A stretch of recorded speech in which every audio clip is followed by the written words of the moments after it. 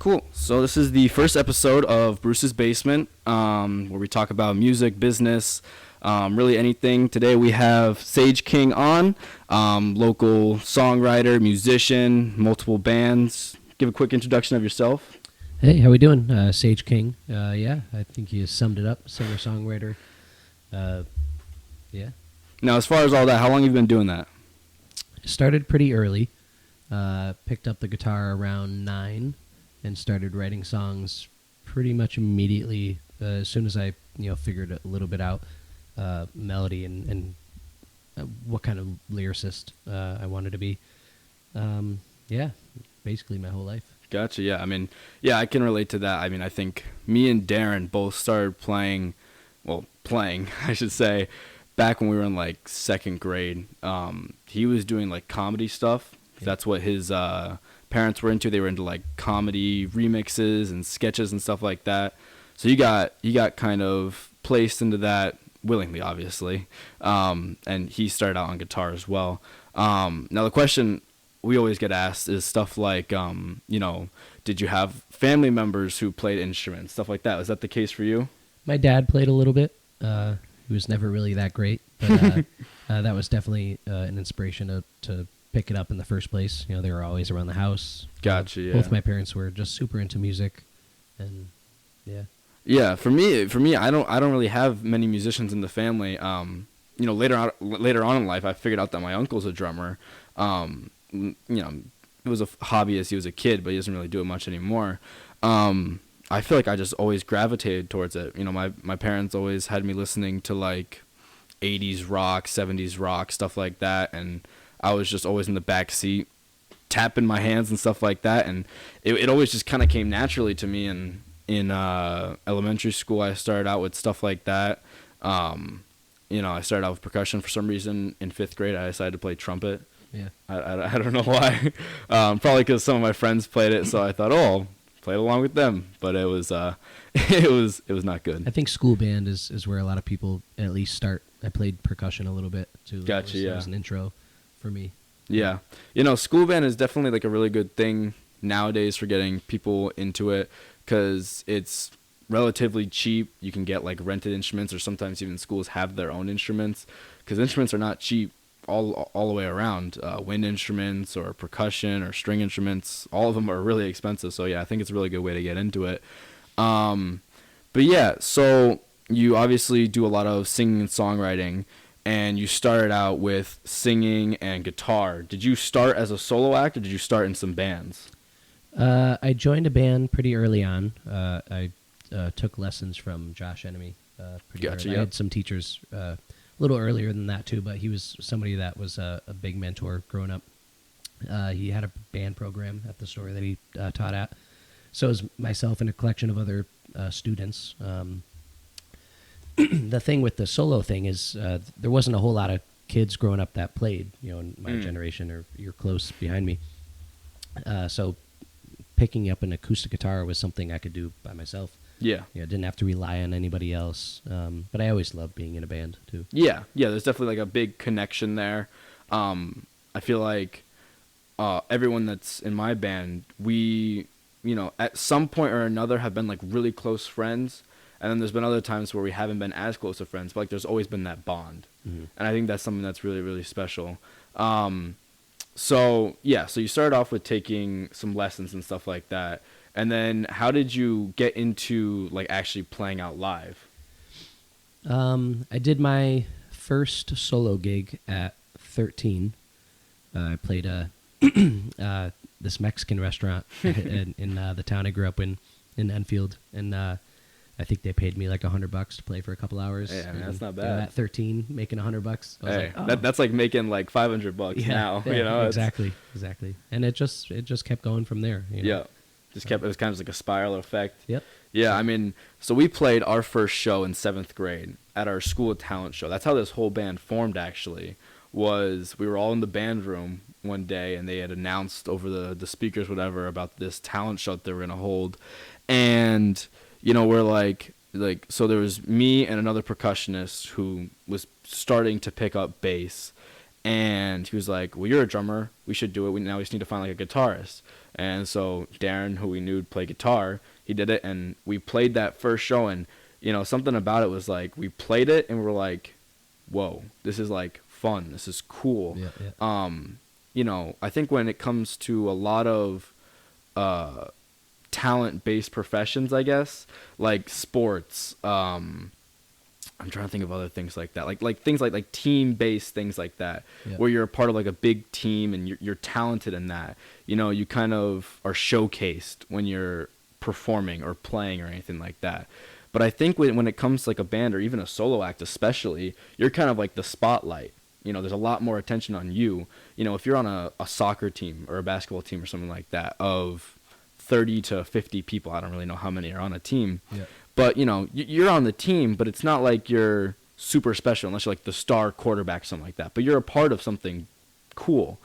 When you're in a band, it's a lot more focused on like four guys or 5 guys or something like that. Or even in your case of solo act of just one person. I think that can be a lot more stress, but I think it also can make you feel better whilst performing because you have all these people looking at you and they're enjoying what you're doing, which is like, in my opinion, one of the best parts about it. Yeah. Now about that segues way into another question is a big one is what is the favorite or best show that you've ever played?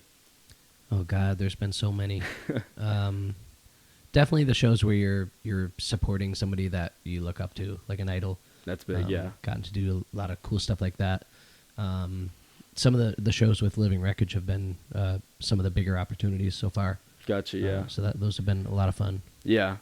Yeah, I mean, I think especially in like those first couple of years when you're first starting out, you know, you start typically with smaller shows and they get bigger and bigger and bigger. And when you play these bigger and bigger shows, you're like, oh my God, this stage is so big compared to the last one we played, or this venue is so big compared to the last one we played.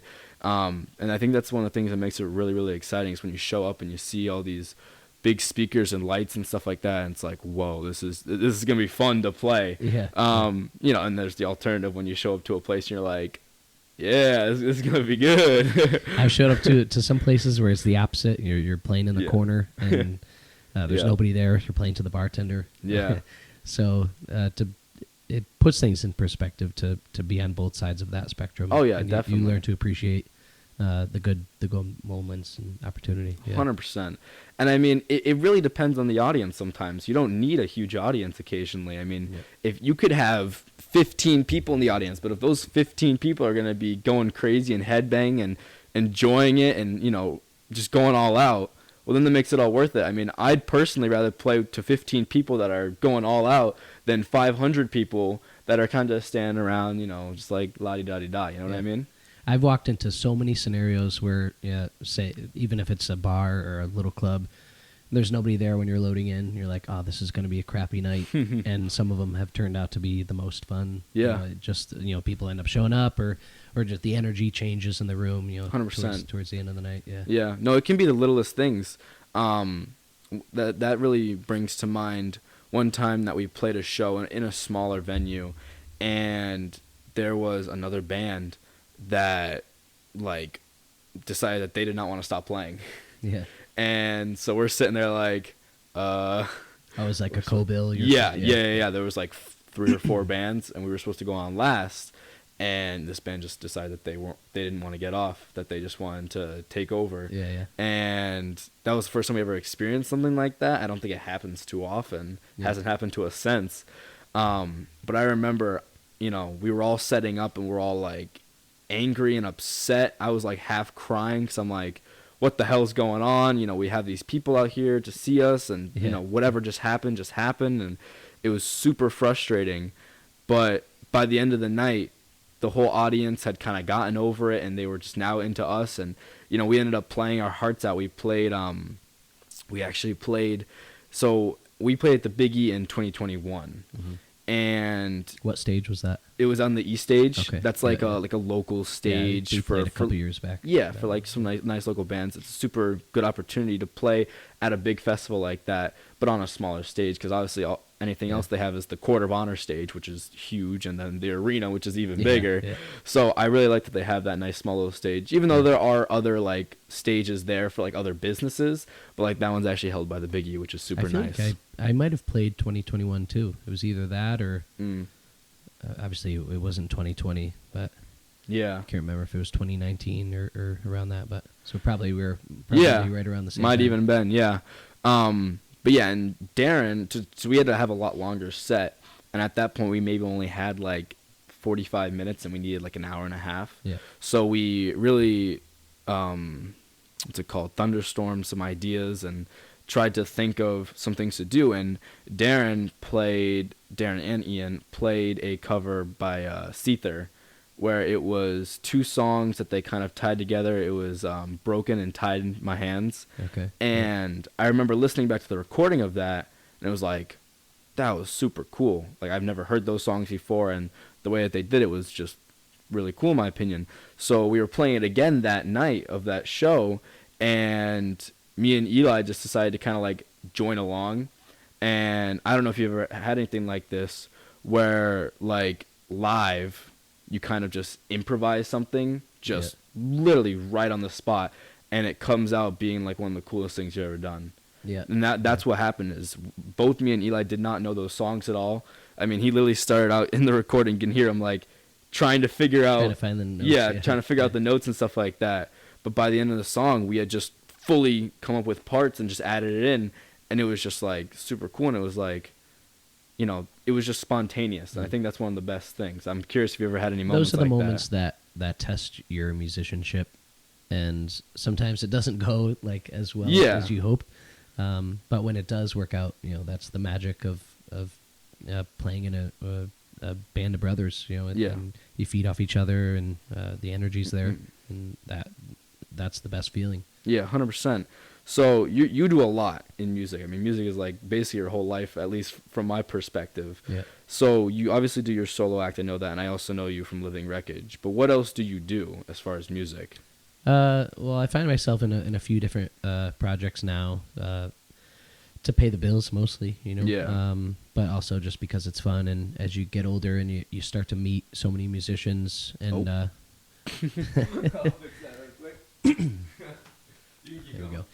And you find yourself meeting different people, and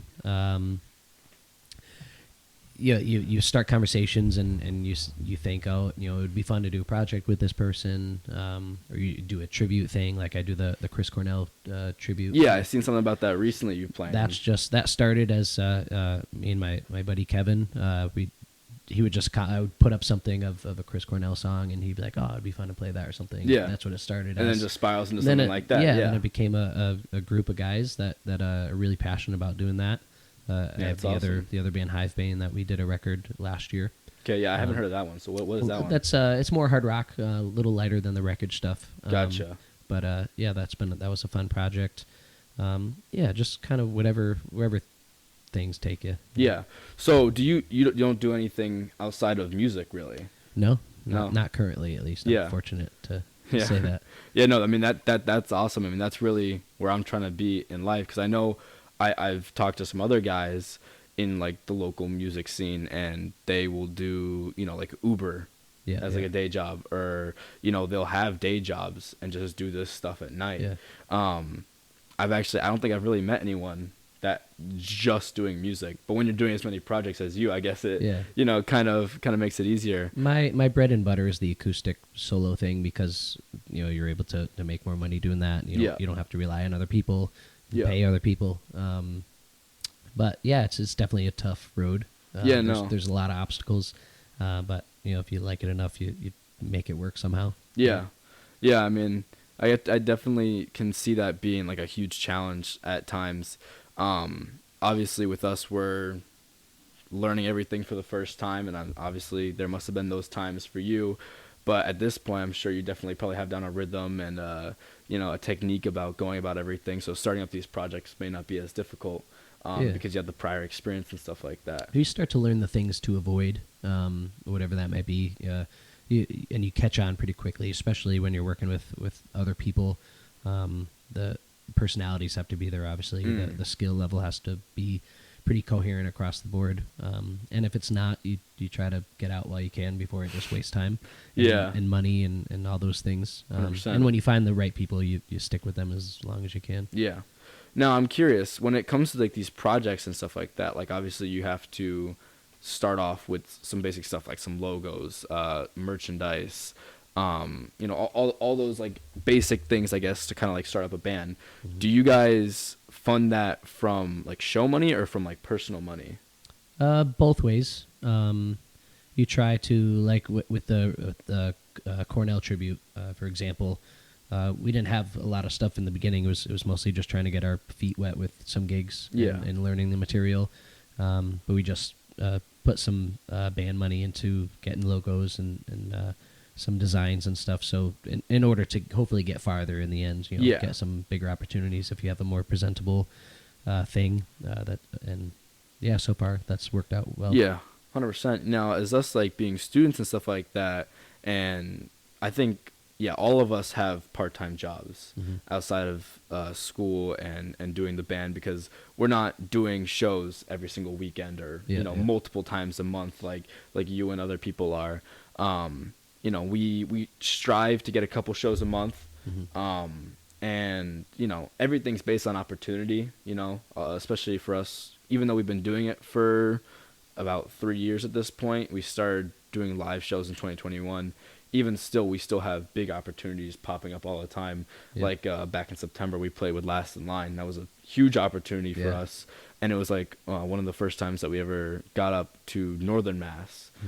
We've mainly just been around here, around West Springfield and Agawam and Westfield and stuff like that. And we've done a couple shows down in Connecticut, down in Enfield. We actually, the first time we ever met you was at a show in Connecticut with Knucklehead. And I think the farthest down in Connecticut we've ever gone was Middletown, which was that was a super cool show. There's some good places, Southern Connecticut's cool. Yeah, that was really cool, but definitely quite a drive. Yeah. You get used to that though. Oh yeah, 100%. I bet. Now, do you like try and branch out, or do you try and kind of stay in let's say like an hour, 2 hour radius? I mean, obviously, you go where the opportunity is. I try to branch out as much as I can. You try to make it make sense too, especially if you're doing a run of shows. Obviously you got to have a route kind of prepared. I mean, I go wherever they'll have me. I try to. You want to, when you're starting out, you want to get your home base kind of situated. It's good, you get your fans there. Gotcha. As soon as that, you don't want to oversaturate, so you try to move out farther and farther. And try to do it as long as you're not breaking the bank by traveling. You try to be smart about it and go where the music takes you. Yeah, no, 100%. Definitely don't want to be spending more in gas than what you're getting paid. I mean, there's definitely an investment part of it, but you don't want to 100% blow all your money on travel. Now, I'm curious. This was one of kind of my random questions, because I wanted to ask some questions that weren't like music related, just to keep it interesting. Oh dear, here we go. So, me and Darren versus Ian and Eli in the band. Ian and Eli are like more of practical car guys. They like just cars that'll get them from A to B, have good gas mileage, can store a lot of equipment. Whereas me and Darren lean more towards, we don't really care about any of that. I just want a cool car. I got an RX-8. Darren's got a Mustang and a Jeep, and has had some other stuff in the past. So I'm curious, because I saw your car plan. Are you into cars at all? Not really. I've always had to pack my car with gear, so that's always been the main priority. My dad's a car guy, so he'll hate me for saying that I don't know much about cars. But there's one car I've wanted since I was like a young teenager. It was just something I would see time to time driving around, and if I ever made a lot of money, that's like the one thing I would buy was Dodge Challenger. Dodge Challenger, like an older one or a newer one? It doesn't have to. Probably a more modern one. I think Yeah. they're just cool looking. Yeah. Very sleek. Well- I would probably want like a charcoal or a black one or something. Yeah. Really cool. Well, they just got discontinued, so Darn. gonna have to be getting a used one if you're gonna be getting one They're of those. not at making some them point. anymore? Nope. No? Last year was the last year of them. Yep. Oh, really? They did a send off with a it's called a Dodge Demon. It's a Challenger, but it's got a really big engine in it. Okay. Yeah, that was the send off for them. A lot of gas engines got discontinued last year. The Charger and the Challenger, both of them got discontinued. Now they're coming out. Okay. They're gonna come out with an electric Cool. Challenger, which I can show you afterwards. It's pretty cool. It has like seeing how obviously electric cars don't really make much noise. Mhm. It has a thing where all the air that's produced by the motor spinning goes down like these really big metal tunnels to kind of make like a deep whooshing sound. Okay. And it's like the electric exhaust, I guess. Yeah.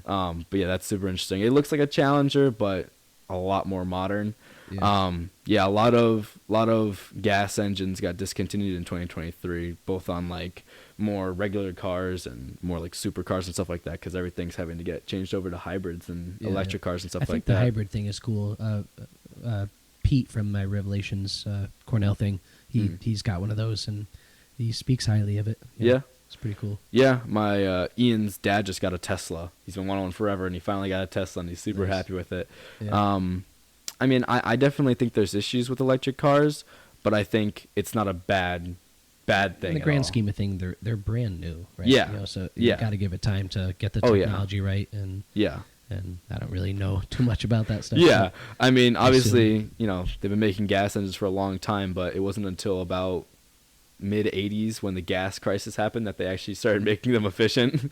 Before they were using lead gas, and then, even still when they got off of that, there was really poor gas mileage and stuff like that. When you're getting like 5 miles per gallon in some old Yeah, engines that's and not stuff too like that.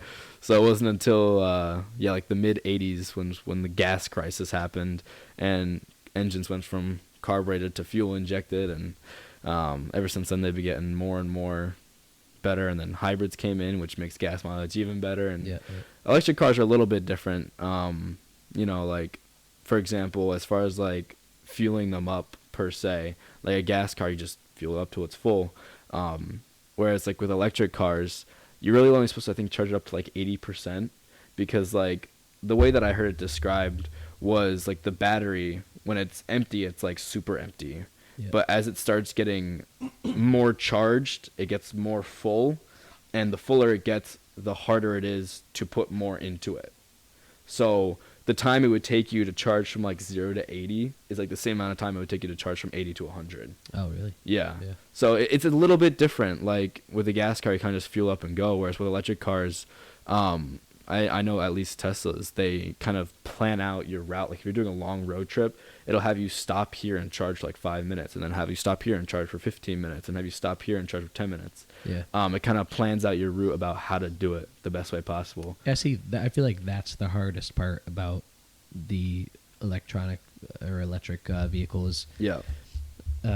Traveling far distances, obviously, I feel like they're probably more practical in a city environment. Yeah. Especially 100%. if you're out in the country, finding some of the places to charge up is probably at least now. That'll change in the future. But yeah, it's just it's gonna take a matter of time to get the chargers there, and to get the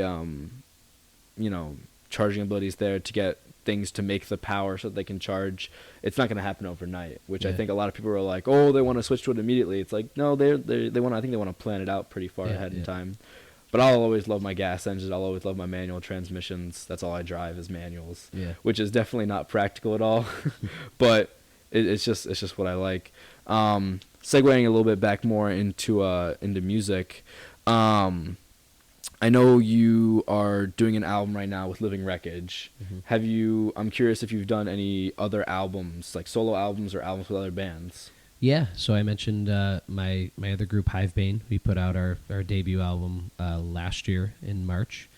That's available everywhere. And then I've done a couple solo releases, but I'm working on a new album it's more of a country kind of rock, even some folky stuff. It's really cool. Very different from some of the stuff you probably have heard me do. Yeah. But yeah, that's been a lot of fun. I just love pushing the boundary and Yeah. Well, especially it's crazy how you do that with your voice. How you go from one night you'll be singing some soft country to the next night you'll be screaming. And I've talked with you in the past about that, about like how difficult that can be, especially doing it multiple nights in a row and stuff like that. And as you said, it's just kind of something that you have to get used to. Yeah, at the end of the day, your vocal cords are or your voice. That's all like muscles stuff. So Yeah. definitely the wreckage stuff has strengthened my voice in a lot of ways, as well as the Cornell and the Hivebane stuff. And then defining different ways to sing different kinds of music. It's been a lot of fun. It's been super challenging. Definitely. But it gets easier. Like singing the wreckage stuff and the Cornell stuff is much easier than it was of course than when I started. When I started, I'm like, which you only started like what, a couple months ago? It's been about a year. About a year for the wreckage stuff. Gotcha. Yeah.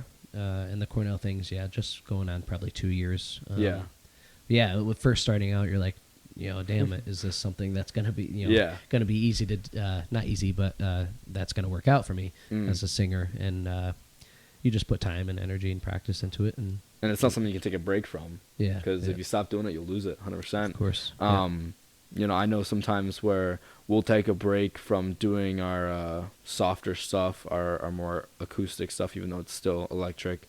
And we'll come back to it. Like last night, we were just running through all of the songs on our album to get ready for our album release.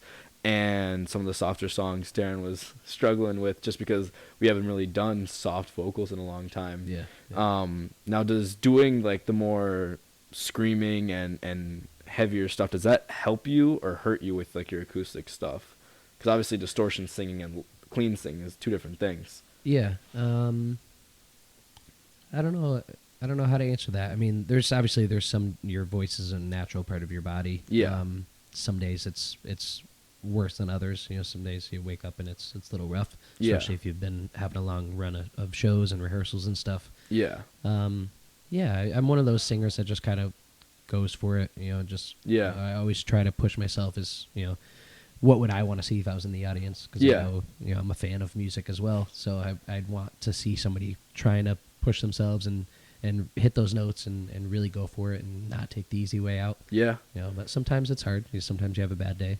No, I think that point of doing what you would want to see in the audience is a really, really good point when it comes to building yourself better with live music. Typically, whenever we play, we are usually opening for a band, and I always try and stay to watch the band just to learn. And there's been so many things that I've learned and I've had to get used to, and that's helped me get better from watching other people. For example, we played with this Aussie tribute band, and the drummer the whole time was just flipping sticks, like in every beat. He was flipping sticks and doing backflips and all this stuff, and I'm like, how the hell does he do that while playing? And I started trying to do it like in my practice time, and it wasn't easy. I was dropping sticks left and right. But now I've gotten to the point where in our live shows I've incorporated, like if we have like a little pause, I'll throw the stick up in the air and catch it. And it's just like a little thing that people in the audience will enjoy, and it just makes it more of a show rather than you just playing music.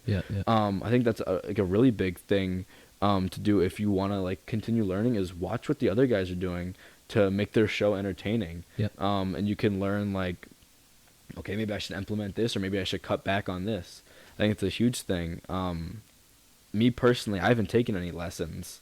I just kind of started playing in school, and I really don't think I started taking playing like seriously until like 7th grade, because I joined jazz band.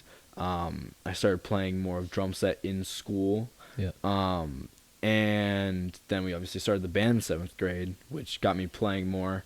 And I would listen to songs, and I'd be listening for what the guys are playing, and like the first time I heard like linear fills, which is like going between the hands and the feet, I was like, how the hell are they making that sound so full and fluid? And it took a lot of like just like watching YouTube and seeing what the guys do. Like as I was saying kind of earlier when we were talking about all this stuff over here, YouTube is like a huge resource. People will just upload stuff just to upload it. Like guys will upload guitar covers and drummers will upload drum covers just for fun, and maybe they don't mean for it to be in a educational way, but it can be. Yeah. So I think that's something like it's super huge with learning. Because me personally, I'm not good with lessons. Like like there's been a couple of times where people have tried to help me, and I'm all for help, but like I just kind of get frustrated a little bit, Yeah. and I feel like I have to learn things on my own. Is it the one-on-one thing that just probably? I don't know if it's the one-on-one thing. I think it's more of just like someone telling me how to do something. I just can't get that. I have to do it myself to just kind of be like, and then once I do it once, I'm like, oh, that's how you do that. Yeah. And that's how I've gone about a lot of things on drums. Is I accidentally do something, and I'm like, wait a minute, that's how you do that. I just completely figured that out. But once you kind of figure it out, then you don't really forget it. Sometimes you do, but that's why you always got to record everything. I find I learn the most by seeing other people play it and talking to people and listening to music or like I said, fooling around and stumbling upon something. Yeah. And learning other people's songs too. Yeah. Oh yeah. When you're writing something yourself, you only have the tools that you have, and when you're learning something, if I'm learning a cover of a song, I'll come across a chord that I'm not familiar with. So then if something I dig, I'll steal it and put it into one of my songs or something. Yeah. And that just accumulates over time, and then you find yourself with a basket of options to pick from. Yeah. 100%. And that's a big thing. I try and play like as many different styles as I can, which you definitely also can agree with that. You play a bunch of different styles. I do jazz band school, and I have this, which is more like a rock and metal band, but we do some slower stuff, and in school we'll do some like maybe pop stuff or whatever. So I really try to incorporate as many genres, even if I may not like those genres. It's definitely, I think, a good thing to learn how to play them, because you can implement them into your own music. Like one of our songs is more of a ballady song, but I play kind of like a jazz beat on it in some parts, which just kind of makes it more interesting. Well, the best advice I ever heard, I think it was Zach Myers from Shinedown. I heard say this. He said, "Be well versed enough in a variety of things, so if the opportunity presents itself, you're in a situation where you're maybe not super comfortable, you're a little out of your element, but you're well versed enough to not make a fool of yourself, and you can fit in with any band. If you go to a club or something and there's a band playing, you want to hop up and play something, or an open mic situation, or any situation you find yourself in, be well rounded enough in different things to hold your own. Right? Yeah. Don't be the odd man out, because nobody will want to play with you. If you confine yourself to like just metal or just jazz, you're gonna find yourself pretty alienated and not having many opportunities. Now I find it interesting because me and Darren have both been playing for a really long time. However, Eli and Ian have both been playing for a pretty short amount of time. When we first got together as the lineup that we are now, which was about 5 years ago, is when we got into the lineup we are now. Eli had like just first started playing guitar, and his whole thing behind it was we were in lockdown and he didn't really have much to do, and he had some like guitar lessons when he was younger, but he really wasn't into it. But he had the guitar lying around, and he kind of just picked it up and started playing more, and he ended up playing for about 4 to 5 months, like 8 hours a day. Just kind of like almost obsessed with it, just playing with it a bunch. And he became really successful with it, which is kind of what reminds me with you is like there's plenty of people that could just choose just to like, after a long day at work, go home and play on their acoustic guitar and like sing a song they like. But like you've kind of like made it 100% of your life. Like you've just gone for it, and even if you think you might not be 100% in something, you still go for it, which I think is probably what's made you as successful as you are. Is if you want something, you have to like put almost 100% of your attention towards it, which it kind of sounds like you've done, which is kind of the mindset that we're hoping to be in after we graduate. Because obviously right now it's really hard for us to have 100% of our mindset into the band when we also have school and we have our jobs to pay for gas, which is really all we have to pay for, but and so that's kind of difficult for us right now. But it's going to be interesting to see how it is after we graduate, to see if we can kind of get into that mindset. And I remember being exactly in that position of, how is this going to go after school, after graduating? And of course, there's things that there's avenues you can take to farther pursue schooling. But I just wanted to jump right into it. And so you didn't go to college at all? Nope. No? Yeah, I personally right now I'm not really looking towards college. Even if music doesn't work out, I don't really foresee myself going to college. I just, as I was kind of saying earlier, I don't really like being taught. I like just doing things and learning it and experiencing it on my own. If I don't work out with music, I want to learn how to work on cars more in depth. Like, I've been kind of learning how to work on cars since I got my license, and I've gotten into like the car culture, but I don't know how to do advanced. I can do an oil change, Yeah. I can change out, so I can change out a battery, basic stuff, but I can't put a turbo on a car. I don't know how to do any of that. Yeah. So I think I might want to further that more, like find a local garage or whatever to work at and see if I can just learn how to do the stuff there. Yeah, there's no shame in learning as much as you can about anything, Yeah. Constantly evolve and try to find other passions outside of music. And, Yeah. Yeah, so that was another one of my questions that you kind of just brought up is, do you have like any other hobbies and stuff like that outside of music? Because to me it sounds like you really just focus 100% on music. I mean, that takes up a lot of my time. Cooking is something I really enjoy. Yeah. I don't have any training in that at all, but just cooking at home for my family and myself. Yeah. I love barbecue. That's something that's relatively easy in a sense where it can be messy. It doesn't have to be so clean cut. Yeah. That's been a lot of fun, and I find it's creative. It's an outlet to be kind of be like creative music. as well. Yeah. Yep. Yeah, it's definitely a good creative outlet. It's funny you mentioned that because I when I was younger, like in elementary school, I wanted to be a chef. Yeah. When I grew up, but then I realized I would have to eat things that I don't like, and I was like, actually, no, I don't want to do that. And then I was like, I'll be a baker because everything in baking is there's no vegetables or anything like that. And I've kind of gotten out of that more and more. But I'm curious with how busy you are. Do you like have any kind of like managing like planning and stuff like that? Do you plan your days out and stuff like that, or do you kind of just go for it?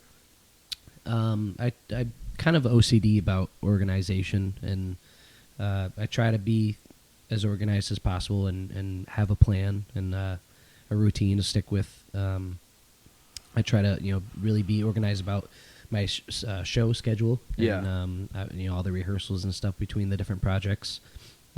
Somebody's got to be on top of things. There's always, even if a band is very equal in terms of there's always somebody that runs the show a little bit more. And that's in most cases that's usually me. Whether I want to or not, it just kind of falls into my lap. But I thoroughly enjoy in doing that. And it's not bad. I can definitely attest to that. As far as my contribution to the band, I'd run like a lot of the social media, trying to do like the reaching out and the booking and stuff like that. And it's not easy because there could be huge events that you just are completely oblivious to because you just don't know about it. There's been so many things and so many venues that I had no clue about that I've just been learning about by just perusing Facebook and seeing what other bands are booking and where they're booking and stuff like that. So I feel like it's really just a thing of networking and social media. I don't really like to be on my phone that much. But I kind of... There's no escape. You have to be. Yeah. I'm the same way. Everybody's on their phone all the time anyway. Yeah. But if you're being a musician or in a band is basically like a small business. Yeah. So you have to. There's no, especially in 2024, there's no escaping it. You have to be on your phone. You have to be communicating. I mean, I like to do things in person and have that interaction as many times as I can, or as much as I can. But talking to people and talking to venues and 100%. Promoting yourself it's a tiring game, but it's mandatory. In this line of work. I can 100% agree with that. I try and do a lot of things in person, like especially if I'm doing like meetings. I hate phone calls because I forget. Yeah. I'll forget stuff. So I just like to do it in person because you get a little bit more of a connect there. You'll remember stuff better. Yeah. Like I have a meeting tomorrow, and I probably could have just texted the person or had a phone call, but I'm like, do you want to meet here and have like an hour, 2 hour long conversation? Just because it's just easier and you have more of a connection there. Yeah. It's easier to communicate. Even when it comes to promoting, we still try and do things as physical as possible with posters and word of mouth and stuff like that. But no, I mean, networking, it gets more and more difficult and in depth every single day. And I really try and stay on top of that. Luckily, with things like Instagram and TikTok and stuff like that, a lot of stuff gets put out there on how to do stuff like that. Yeah. One of the things that I've done that I always love showing to other bands and promoters and people is this thing I have. It's called a dot card. And I'm familiar. Yeah. I don't have one, but I need to. Yeah. It was like $20, and it's Is kind that of the business card thing. Yeah. You can either get it as a business card or as a pop socket to go on the back of your phone. Yeah. And it just has the like the same thing that your debit card or credit card will have for tap. It has that same thing, but it'll open up. You tap it on the back of someone's phone, or if they don't have tap, there's a QR code on it, and it opens them up to something similar to a link tree, where just you can have like an image, your logo, your name, a small little bio, and then you can include everything. Phone. Email, phone, links to everything. And I just use that because it's super easy when you're out at venues and stuff like that, rather than just giving someone a business card, because 9 times out of 10 that'll just get thrown away. I hate one of my biggest pet peeves is when you're like out at a show or something, and obviously it's loud. There's music going on, and people are trying to have a conversation. Like I will talk to anybody anytime, but like there's certain moments where you can't hear anybody. So like I'm there to see a show and not try to scream into somebody's ear or something. So that's super convenient to just pull out.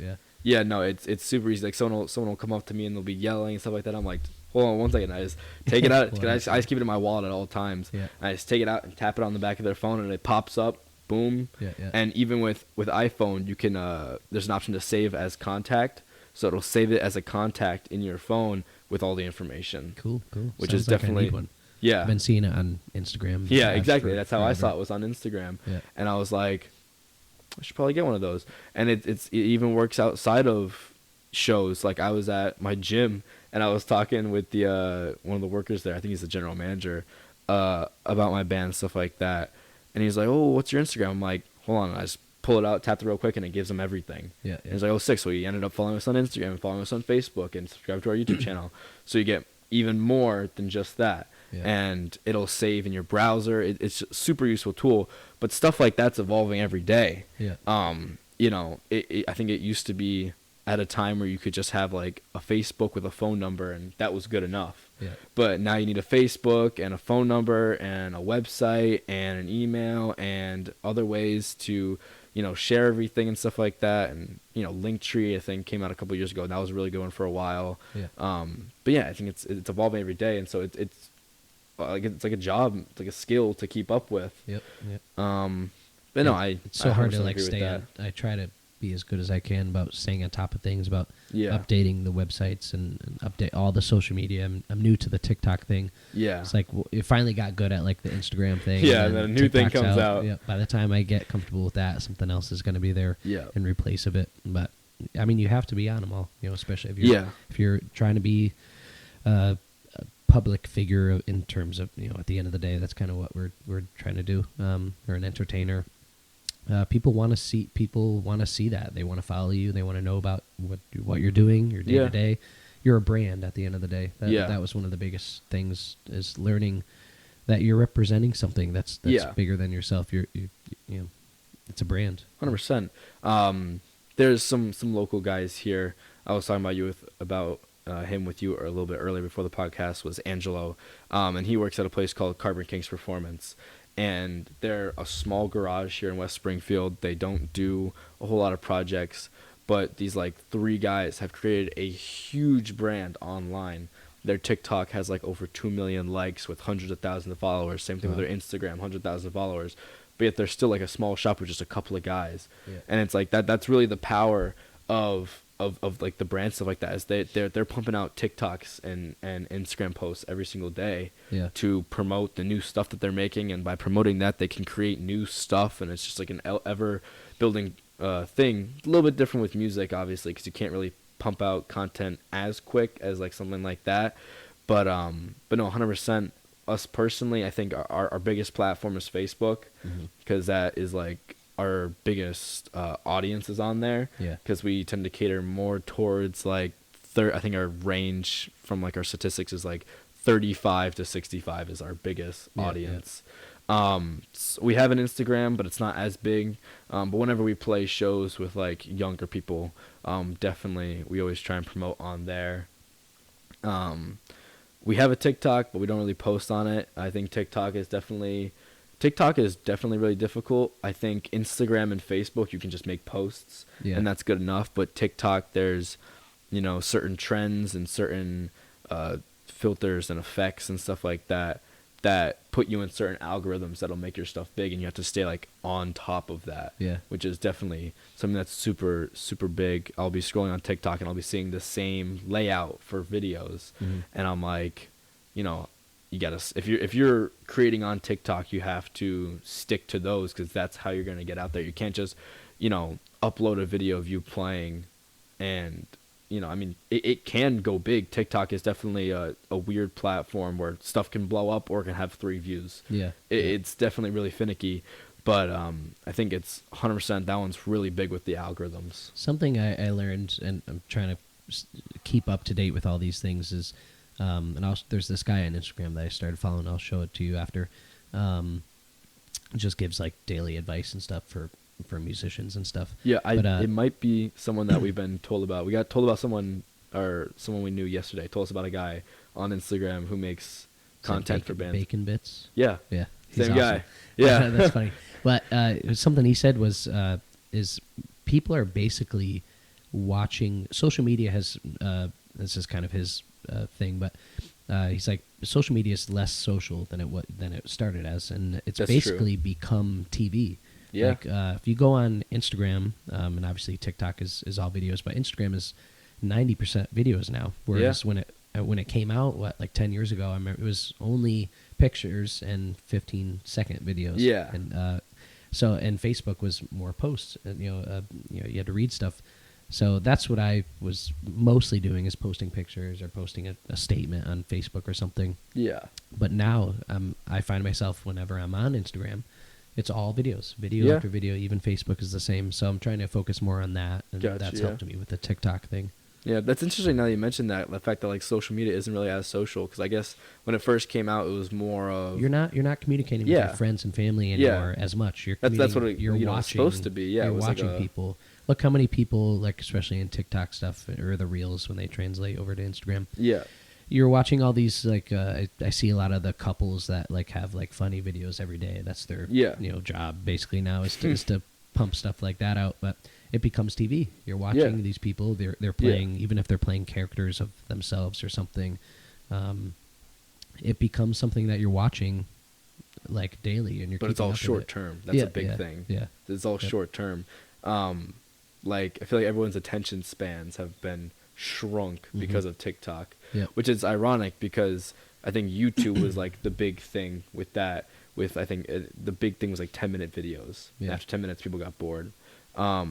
But then TikTok came out with like 15 and 30-second videos and clips, and that's what people got used to. Now TikTok is doing like 3-minute videos and 5-minute videos. Are you too young for Vine? Do you remember that? I was like, I don't think I even had a phone when Vine was a thing. I wasn't really into it, but that was, I think 6-second videos. That was super short clips. I never really gravitated towards it, but that had a short lifespan. I think by the time that I got into the internet and having a phone and everything, I think that was gone. It was mostly comedy stuff anyway. I always remember watching on YouTube like Vine compilations, and it was like there's so many like iconic Vine like quotes now that people will just like recite. But no, that's really interesting. I've never really thought about it like that way, because obviously like when Facebook first came out, like the whole thing was like, oh, connect with people that you know and stuff like that, whereas now it's like connect with people that you don't know. But there's definitely, because everywhere you go on now has some version like Facebook has like their watch, whatever feature. I don't even ever go on there. And Instagram has their reels, which a lot of people seem to be spending a lot of their time on reels. Even creators, like I don't necessarily follow many music creators on Instagram, but I follow a lot of like car creators on Instagram, and yeah, they're always pumping out reels. Whether it be like the same, they'll have maybe 10 clips of B-roll, and they'll take like a couple seconds from each one and add some text over it, or use some music that's trending, or whatever. Like you do some trend, but that's what they're mostly pumping out, reels, not posts. I think that Instagram themselves, or the algorithms, are pushing more of the videos and the reels and stuff, because that's what people are spending the most time watching. You're not scrolling by a picture and looking at it for a second. You're stopping at a video and watching it for however long, and then going to the next thing. That's why you're on your phone for an hour at a time. Yeah. No, 100%. But yeah, I mean, me personally, I think in the past like month or two, I've tried adopting a thing where I do like one thing every day. I got this like software on my computer. It's just like literally called To Do, and it's just like a to-do list. And I try and like every week on like Friday, I'll set up one thing to do every single day the next week. Do you make it specific, like what you're gonna do that day? Yeah. I do. So like, sometimes it'll be bigger tasks, sometimes it'll be smaller tasks. But I think that I'm a person that like I'm doing a lot, so I forget a lot. Yeah. So I've kind of been doing that as like a thing to remember. So like literally my task for yesterday was just to write out questions and message you about today. Yeah. That was it. I have for Thursday to have that meeting on Monday. I can't even remember. But this is what I'm saying. I forget everything. Yeah. So this is why I have to write things down to stay organized, because otherwise, I'll just go home and, maybe go to the gym and do whatever, but otherwise I'll just sit around on like my computer all day, playing video games or watching YouTube or whatever. So that's something that I've done. That's why I kind of asked you a question on like how you organize your days, and you said that you're pretty attentive over it to make sure I've always been pretty organized in terms of that, but this year one of my like resolutions was to just take it a step farther, and just started doing like the fitness, like gym things. That's been something I'm focusing on this year. Yeah. So so far so good. But, just like even something like the to-do list. Something as simple as making like a post on social media every day. Somebody really taking the time to put something, not just garbage, but like put something out. Whether it's sharing my schedule or sharing some stuff that I'm working on, or whatever it may be. And you don't think that like oversaturates it all? I don't think so. Yeah. There was a moment in time where I think like people were conscious of like how much to post. Yeah. But now I don't think it really matters. If you want to follow somebody, you want to follow them. You want to see their content, every day. Yeah. And it's true, because I every single day I go on Facebook when I'm at the gym, and I'll see a post of like your schedule or something like that. Yep. Which is, because I feel like it maybe after like a day, I think after like 3 days, posts kind of just like disappear off anyone's feed. Yeah. So definitely good to at least keep it up like, once every other day. People are following so much stuff, and they're so busy nowadays that they'll forget you in a second. So if you pop up on their radar once a day, you're kind of, you're in their routine as well. Gotcha. Yeah. That Bacon Bits guy, his thing is just to post advice every day. And it keeps me thinking about my own career and my own thing. Yeah, that's good. Yeah. I'm subscribed to like an email newsletter. I don't think it sends emails every day, but it sends emails like a couple times a week. And it's just like motivational stuff. Maybe not motivational, but like accountability stuff. Mm-hmm. That's kind of his thing, is like accountability. Because, I guess he feels like people don't really take accountability for what they're doing, or maybe they'll, say, oh, I'm going to set this goal, but then they never go through with it. Yeah. So his thing is like, kind of like nagging at you a little bit. Like, are you doing this? Are you doing everything you can? Is it like very general, or is it more focused? Yeah, it's really general. It's, it talks about money and business and wellness and stuff like that. Yeah. But it's just kind of like an accountability thing, and it'll send out the emails, and I'll read through it, and I'll just read. It'll maybe take me 2 minutes to read the email. Yeah. And it'll be like, all right, cool. Maybe I need to focus more on this, or focus more on this, stuff like that. Kind of how you were talking about like doing things every single day, and you were talking about fitness a little bit. I think a huge thing, people will have goals for things, but they will go at it too hard, too fast, and burn themselves out. Mm-hmm. I started like my fitness journey, whatever, last January. There's like a class at school where you could learn how to do weight exercises and stuff like that. So obviously I was doing that every single day. And then over the summer, I kind of backed out a little bit. I was going to the gym maybe a couple times a month. Mm-hmm. But back in November, I started to go every single day. Yeah. And back in summer, like when I was going a couple times a week, I would go, but I would go for like 2 hours. Yeah. And do multiple body areas and really just like kill myself. But what I've found to go consistent every single day is I only go for maybe half an hour to an hour. Yep. And I'll only work one area, so that way I have an area to do every single day. That way I don't have to repeat or, be like, oh, I just did this, I don't have to do it again.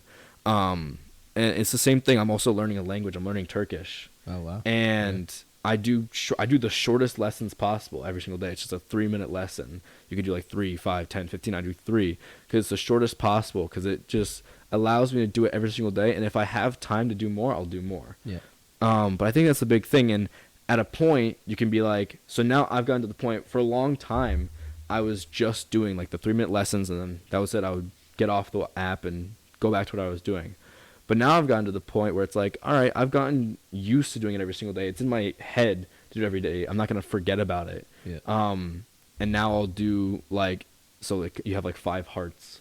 So when you make a mistake, you lose a heart. So I'll just do as many lessons as I can until I lose all my hearts. Mm-hmm. And then I'm done. So now I'm doing 20 to 30 minutes worth of lessons. And it, just make you get faster. But I'm not going to get burned out at this point because I'm used to doing it every day. Yeah. And it's the same thing with fitness. It's the same thing with probably social media. It's the same thing with, and anything that you need to do every single day is just start out slow, get used to doing it every day. So like, as far as like creating content or making posts, simple simple videos and stuff like that, simple short clips that only take you 10 minutes to do. And then maybe once you get used to doing it every day, maybe, spending some, I don't know how much time maybe you spend doing like your TikToks or your posts or anything like that. Yeah. But I assume you probably maybe started out slower and then built it up over time. Yeah. I mean, when you're starting out doing anything, you're learning how to do it. And then, however long it takes to build a habit, which I think just across the board, that's not really that long. You do something, a little bit every day and it starts to become part of your routine. Exactly. And, I think that's the best way to learn and continue doing something is little by little. Like I said, I liked what you said about going too fast and too hard, burning yourself out. Because then I think you get into the mentality of this is too much work. It's not for me. I don't have time for it. This is not what I thought it was. Yeah. But little by little, building it up. Yeah, that's how I was with like the gym. I was like, oh, I have no time for it. Yeah. That was a complete excuse. It's like half an hour a day or an hour a day. You have an hour to, not be doing something else. And, even while you're in the gym, in between sets, you can be on your phone, looking through Facebook, looking at stuff, messaging people. I have these like tasks. Most of the time I ended up doing them at the gym. Like when I messaged you initially about this, I was at the gym. Yeah. Just because it's like I'm in between sets. I don't have anything else to do other than just sit here. I might as well get some work done. Yeah. So kind of like multitasking and stuff like that. But yeah, the thing is, it's just like once you just squeeze it in, you become comfortable with it. It's like, all right, now it's just a part of my thing, and it's not like I can be like, oh, I don't have time for it. Mm-hmm. And I've been slowly like kind of trying to make my days more and more busy because I get out of school at 10:30 because I have early release. I take like the bare minimum classes. I have English, math, gym, and health. Yeah. I have and band. I have the bare minimum, so I get out super early. And, obviously, when I started doing that, I was like, okay, now I have an extra, I would usually get out of school at 2, and I'm getting out at 10:30. That's like 4 hours, 3.5 hours. I have an extra 3.5 hours. What am I going to do in this time? Yeah. And at first, I was just going home and just playing video games or perusing. But, like, now, I'm like, okay, well, now I can use that time to go to the gym and do this and practice a little bit. And by the time I do all that, I'm at 2 o'clock like I normally would be, and now I have even more time to do more things. Mm-hmm. So I've been slowly trying to like build up my days because I don't really know how it's gonna be once I graduate, like time management wise. Like, am I gonna wake up super early? That's a good question. Like, what time do you wake up, go to bed, kind of thing? How do you manage that time? I don't stick to a schedule because my days are different. Like last night, for example, I had a rehearsal. I had a studio session that I was working on Gotcha, yeah. during the day, and then I had a rehearsal at night, and we went till 11 o'clock. Jeez, yeah. So by the time When'd you start? 8ish or 7:30. Gotcha. Wow, Yeah. that's long. Yeah, it's that's what it takes to get all the work done, and by the time you load up and drive home, it's almost midnight, and and then trying to find something quick to eat, just Yeah. 'cause, it's waiting around all day to eat. Oh yeah. And then other days, if on an off day, like on a Monday or something, if I don't have a rehearsal, I'm in bed pretty early. I love TV and movies. I'm definitely a movie fanatic. So I spend some time, just kind of unwinding and Yeah. Oh, doing a lot definitely. of that. But yeah, it's hard to stick to a sleep schedule. Oh, yeah. Obviously, then there's some nights where you just can't sleep. So Yeah. that messes with you, especially after performing or after, rehearsing or something. Yeah. You're so wired, like Oh, yeah. you can't really shut it off. So I hate lying there and tossing and turning. So I try to, especially not to mess with my girlfriend's sleep. So I try to just go watch TV or something. Yeah. In there. Oh yeah, that's a huge thing. Like you come home from a show at like midnight, and you're like exhausted, but your brain is like ringing and everything like that. So Yeah. I know the struggle of coming home from a show and like you're like, I just need to eat something. So you end up eating like a bowl of cereal, and it's like, oh god, this is the life, isn't it? Yeah. Definitely something. So as far as that, I mean, so is that like a regular practice time for you? I mean, 7 to 11, is that like, I mean, is that like, because that's what, 4 hours? Is that a normal amount of time that you would rehearse? For the most part, I mean, it depends what we're doing, and it's different for different projects. Yeah. Like my band Sage and Company. We have a show like this weekend where we're playing like it's like an all night thing. We're playing like 2.5 hours, 3 Jeez, hours. yeah. So we have to practice our whole show. Where if it's this weekend too, Wreckage is playing. I think we're playing like 30 minutes though, so our rehearsals are a little more streamlined as far as we don't have as much material to go over. Yeah. So it just depends on the day and what project I'm with. Yeah. 100%. I think we can definitely kind of match up with that. When we first started, we were doing, when we started like really rehearsing in 8th grade, well, no, nearly, because then COVID happened. We didn't practice for like months. Yeah. But once we kind of got back into it, and I guess, 2021, I think for about 2 years we were practicing 2 times a week, every single week, for about 4 hours. That's awesome. And it was necessary. Like people were like, "Oh, don't you think that's a bit much?" It's like, no, because we used all the time fully. And if I could, I would rehearse every day. Yeah. I mean, especially with in a band setting when and you have a group of guys that you generally like hanging out with. Yeah, well, especially because 100% of the time is not spent rehearsing. Yeah, exactly. Especially working with my band, we have some new members, so just getting to know each other more and hanging out. Gotcha, it's yeah. really a camaraderie of people. So that's a huge part of when you're playing on stage with people, you got to know the personalities of who you're playing with. Yeah. It's not just about the songs and playing the right notes and stuff. Because I've been in different projects where personalities don't match up, even the music's great or something. So Yeah. And you're doing a putting on a good show, but you're not having the most fun. Yeah. So you have to work on the you have to work on the friendships of the bands. Yeah. But also, some people are completely different on stage than they are like when you're talking to them. Like Ian is the quiet kid. He's been the quiet kid since day one. Yeah. And when we're at practice, he'll just be like kind of standing in the corner against the wall, just playing whatever. Yeah. Whereas like maybe me and Darren will be like more into it. But then he goes on stage and he's headbang and running all over the place and going crazy. We're like, and it took him a long time to get there for sure. Yeah. I mean, when we first started playing, he was like on the stage just kind of like, yeah. And then, again, like watching other bands, and he kind of got more into it, more relaxed, more comfortable with being on stage. Because especially being a shy person going on stage in front of, maybe 50 to 100 to 200 people, I imagine it can probably be pretty nerve-wracking. For me, I never really had any issues with it. I mean, I think I'd be nervous at first, but the second you start playing, you kind of just get into it. Yeah. I feel like when you're more nervous, you notice your mistakes more. Mm-hmm. That's something that I notice is like when I'm super nervous, I notice every little mistake I make. I feel like I'm off, but then I'll listen to the recordings and it'll sound fine. Yeah. Whereas if I'm more comfortable, I'll just feel like it's easier, I guess. Yeah.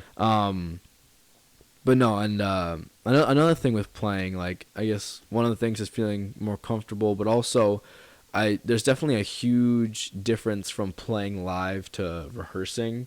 Like I'll find that I can do some things live that I can't do rehearsing. Yeah. Like as far as like speed or whatever like that, because like the adrenaline and stuff like that, it'll allow me to play things that I'll be here and I'll be trying to play it. And I'm like, I can't play it. I literally can only play it on stage. I don't know if I imagine vocals maybe not be that much different.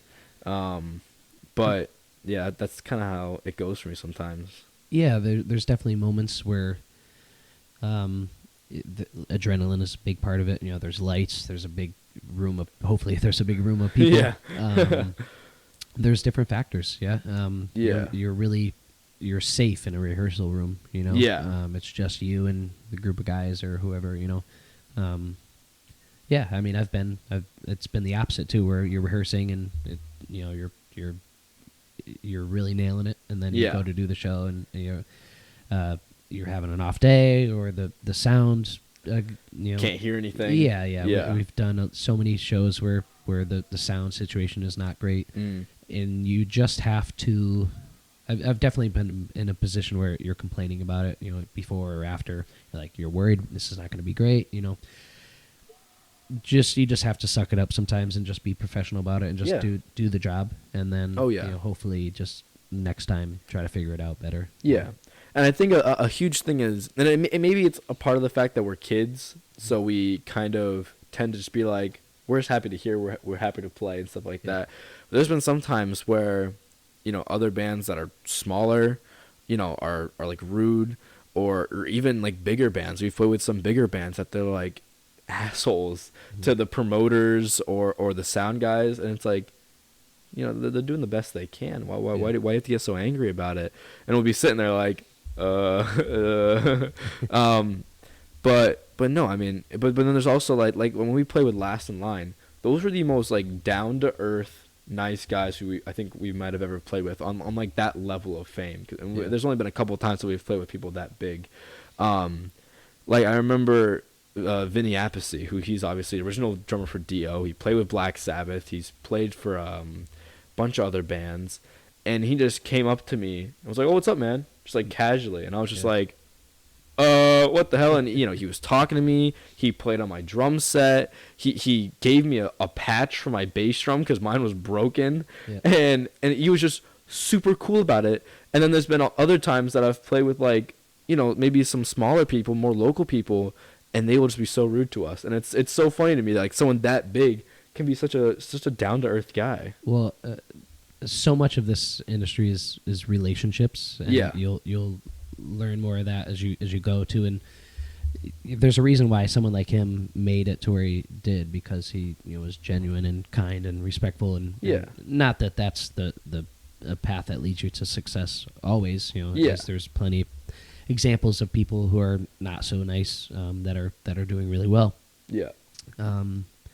But definitely people are more likely to work with people who they know and who they're comfortable with, rather than somebody who might even be better, more talented. So you just kind of got to roll with it and treat everybody, you know, the way you want to be treated. You know, that goes a long way. No, 100%. And you know, those guys were super nice to us, and we were so incredibly grateful and nice back to them. And even there's been times where people are mean to us, and we still just try to be nice back, and just try and not be the better people, I guess, like that. But yeah, I mean, I don't think there's ever been a time where we've been like rude to anybody, and it's just like one of our biggest things. Like we talk about it. We're like, you know, let's be humble, let's be respectful, let's be nice. And it's just a huge thing. Like, you know, outside of talent or whatever, You know, I mean, you can be the talented person in the world, but if you're a dick, no one's gonna want to talk to you. Yeah. You know, people aren't gonna like that. People aren't gonna want to talk to you. People aren't gonna want to work with you. So even if we're not like the best band out there, which we're certainly not, you know, I think just being nice and being respectful and going up to the promoter and shaking his hand and saying, hi, thank you for this opportunity, we really appreciate it, it just goes a long way. But it's something so simple that I feel like maybe isn't as prevalent today. I don't know, or maybe it never was. I don't know. I mean, people are dumb, right? Like, and that's honest. I mean, people don't think about things a lot, especially nowadays. Yeah. And With social media and stuff like that, Yeah, people kind of get like maybe an unaware. ignorance. Yeah, unaware Yeah. is the word. Maybe Unaware is a good one. Yeah, I think you just have to try really hard to not be that way. Yeah. Yeah. Which you know, I feel like you shouldn't have to try not to be that way, but like I can understand like maybe, you know, in some instances you might like be frustrated, but you kind of have to be like, you know, kind of take a step back and be like, okay, how would I feel if I was in their position? Yep. Another kind of wild card here, out of my questions over here is, how do you feel about caffeine? I saw you come in with the Celsius, but how do you feel about caffeine? I mean, I'm not. I love coffee. I'm not somebody who really like thinks about that stuff. I mean, if I'm feeling a little draggy, I'm cool with go getting coffee or something, but I don't really obsess with it too much. Yeah. I got these just more of a. I mean, at least on the label, it says it's pretty good for like fitness stuff. Yeah, they're kind of like a Gatorade mixed with like a sports drink coffee thing. Yeah. It was, I was at Costco and just saw something new, wanted to try out. So yeah, they become pretty big. I remember some of my friends were having them. I've never had them personally, but I've heard that they're pretty good and they give you a pretty good like lifting energy. The reason I asked is because I personally don't drink caffeine. Yeah. I mean, soda has caffeine in it, but I very rarely drink soda anyways. I try and just drink water. And there's been a couple of times where, yeah, like how you're saying, like you feel a little bit draggy. There's been some times where it's like 6 o'clock at night and I have a bunch of stuff that I still have to do, so I'll go get like an energy drink or whatever. Yeah. But I feel like for the most part, people that like rely on caffeine, like my mom has like 5 cups of coffee every single day, and I'm like, and if it weren't for that, she'd like just fail. Yeah. And I'm like, I don't know. And there was a point where Ian was super into caffeine, like having multiple cans of like 300 milligrams of caffeine every day. It's So I'm definitely, like, it's addicting for yeah, sure. well, because your body builds up a tolerance. Mhm. Like at first, 300 milligrams of caffeine is gonna have your hands shaking and your heart pounding and stuff like that. But after a month of drinking it, you know, it's not really gonna affect you much. Your Yeah. body builds up a tolerance. You need more and more and more, and it's not good for your heart. It's not good for your health. Yeah. 100%. So that's why I feel like in moderation, it's not bad. Especially natural caffeine like tea. Mhm. Tea is great for you, and even though it has caffeine in it, tea is great. I love having tea, just because it gives you a little bit of energy. It's good for your health, but it's not like anything artificial or anything like that. Yeah.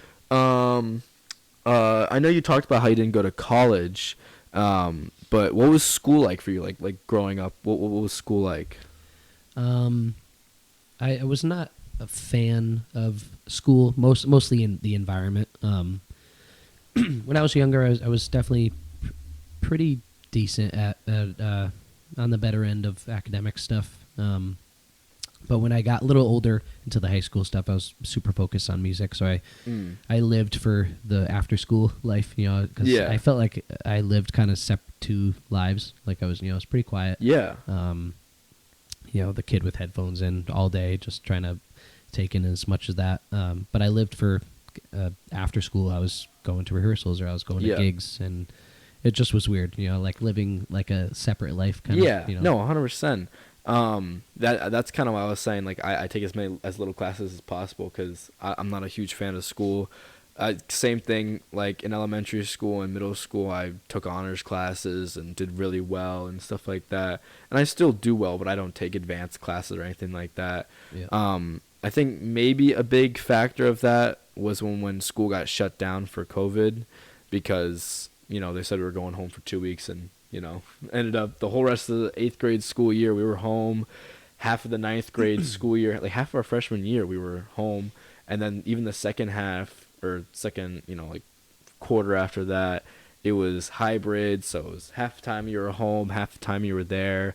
And then, I mean, I even remember like towards like the end of school, like June, it started to get warm out. You could go outside. You didn't have to wear your mask outside. We were full time in school. It was like the best time ever. I'm very thankful that I didn't have to go through that. Yeah. What was your perspective on that? Did you not like being in school, or did you, during the COVID time, did you like being home, or the hybrid thing? Oh, or? no, I hated being home. I was so unproductive. Yeah. I would go into my class, completely just minimize the tab and load up some video game, just start playing video games the entire class. Or me and my friends would just be on like Discord calls the whole time, just calling and interacting, because we couldn't hang out in person. So no, I heavily disliked online learning, and I think teachers didn't like it either, because it was just, you couldn't really, it was such a different thing and such a quick change that we really couldn't work out with it. It was just weird. And yeah, once we started going back, I was just so much happier. And I remember 2021 was probably like my favorite year in a long time, just because I was a pretty, by the time I got to middle school, I was a pretty stay at home, play video games, and that was kind of it. I got a PS4 in 6th grade, so basically most of middle school I was just playing video games.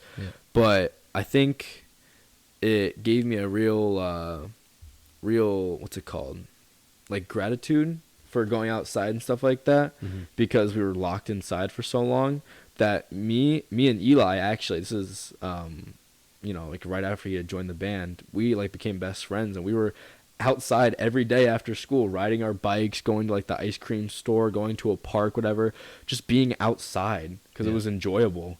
And that was like literally every day.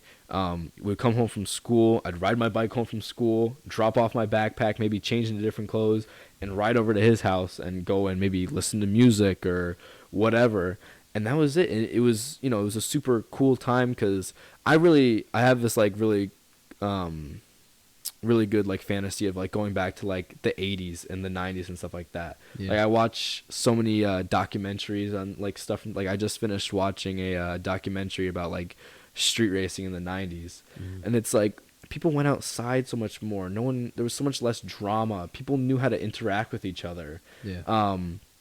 I feel like it was just, better times. And like I hear, our parents talk about it, and it was so good back then. It's like, I wish I could know. I think every generation is going to say that. Yeah. But yeah, there's definitely, especially obviously being musicians, there was a lot healthier of an environment. Oh yeah.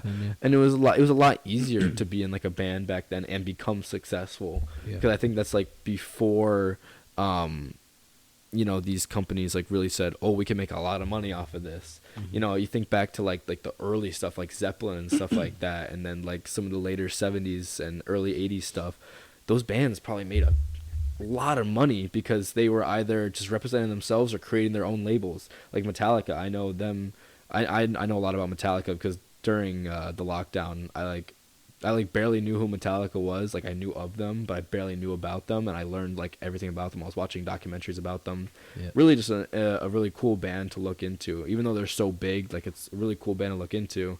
And they couldn't find a record label, so they just created their own. That's what Motley Crue did. Yeah, that's what they did too. Yeah, that came from the punk scene. A lot of those guys just made their own labels, but they were successful. That was the thing, is that they were successful and they made a lot of money off of it. And like the thing is like I don't really see that as an option nowadays. Like with us releasing our album, like we've been considering some different things, but we're probably just gonna go with like DistroKid for distribution. Just because it's like it's the easiest way to do it. Like I don't even know if it's much of an option to like create your own label nowadays. I don't think that necessarily matters as much because you have distribution to put things on the internet, and you can fund your own physical releases. It's really different now. I think a lot of that stuff was mostly to kind of fake it till you make it. Like people saw like, oh, these guys have a label, even if it was fake. I think that's what Motley did. I think a couple of bands, I think I've heard that a couple of times, that they would just like create fake labels or even fake like managers, fake emails, and be messaging people to make it seem like they were more official. You couldn't tell back then. Like there was no way to like look someone up. So it was believable.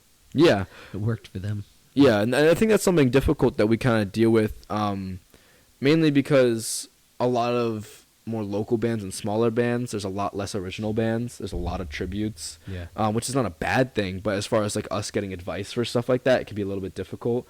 That's like when we play with bands like Living Records, an original band. Granted, you guys do covers too, but we do too. But you're an original band, you make original music.